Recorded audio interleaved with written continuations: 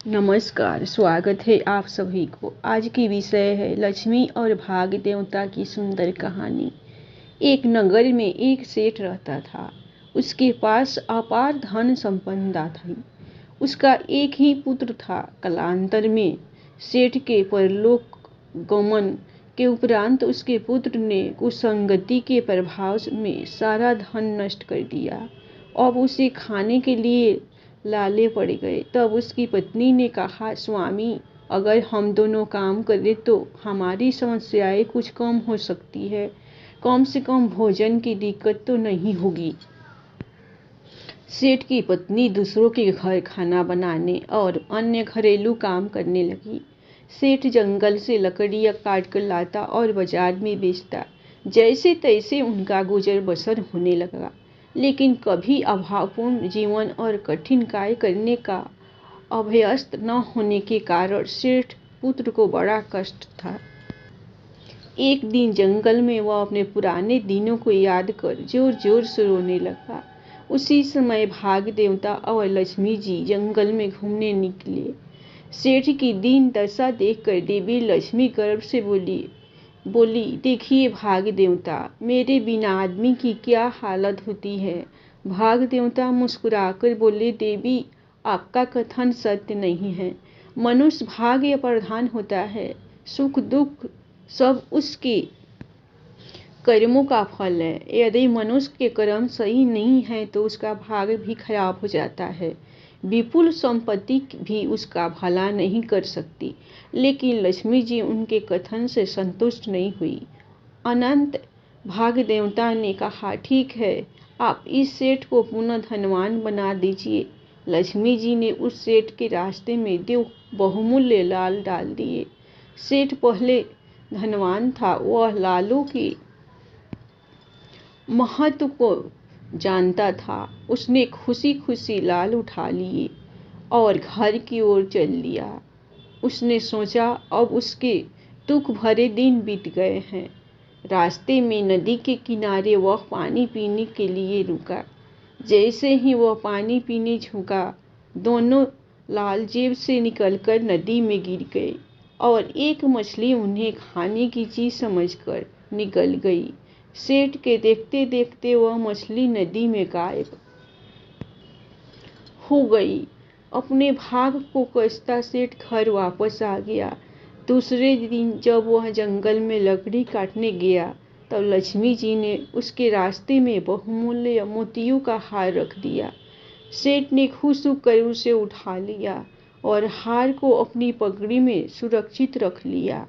आज फिर वह पानी पीने के लिए नदी के किनारे पर गया, लेकिन सावधानीवश उसने पगड़ी उतारकर किनारे पर ही रख दी और पानी पीने लगा।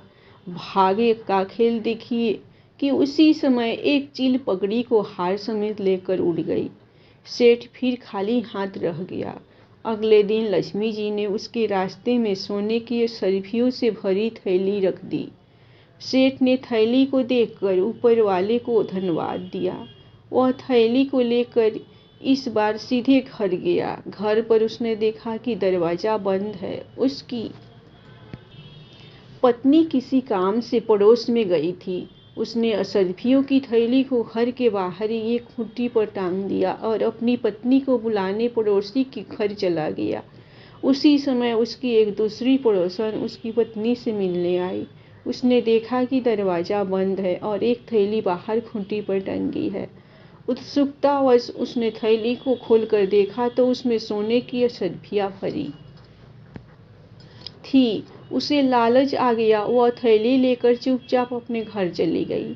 सेठ जब पत्नी के साथ घर वापस लौटा तो थैली गायब देखकर उसने अपना माथा पीट लिया। लक्ष्मी जी ने जब देखा कि उनके सारे प्रयास व्यर्थ हो गए तो उन्होंने भाग्य देवता से कहा कि अब आप प्रयास कीजिए। भाग्य देवता बोले, अब देखो मैं किस तरह इसकी काया पलट करता हूँ। अगले दिन जंगल में जाते समय भाग्य देवता ने सेठ के रास्ते में 2 पैसे डाल दिए। सेठ ने पैसे उठाकर जेब में रख लिए।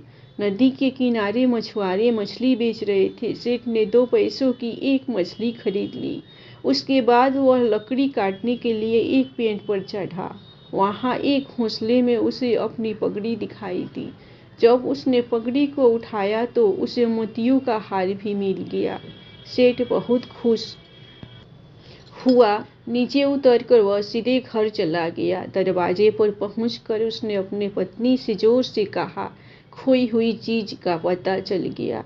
उसकी पड़ोसन ने जब यह सुना तो वह घबरा गई। उसने सोचा कि थैली की चोरी की बात उन्हें पता चल गई।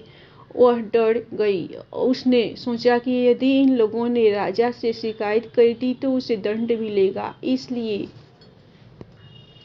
पड़ोसन ने चुपके से जाकर वह थैली उनके आंगन में गिरा दी। थैली पाकर सेठ दंपति बहुत खुश हुए। खाना बनाने के लिए जब सेठ की पत्नी ने मछली को काटा तो उसके पेट से 2 लाल निकले। अब तो उनकी खुशी का ठिकाना नहीं रहा। उनके पुराने दिन लौट आए। सेठ दंपति सदाचार करते हुए सुखपूर्वक जीवन व्यतीत करने लगे। यह प्रेरणादायक कहानी शिक्षा देती है कि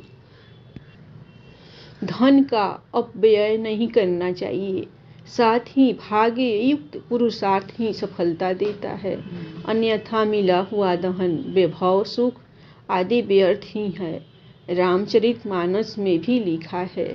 धन्यवाद। आप लोगों को लक्ष्मी जी और भाग देवता की कहानी पसंद आई होगी तो आप लोग दिल खुलकर इस कहानी के ऊपर लाइक सब्सक्राइब जरूर कीजिएगा।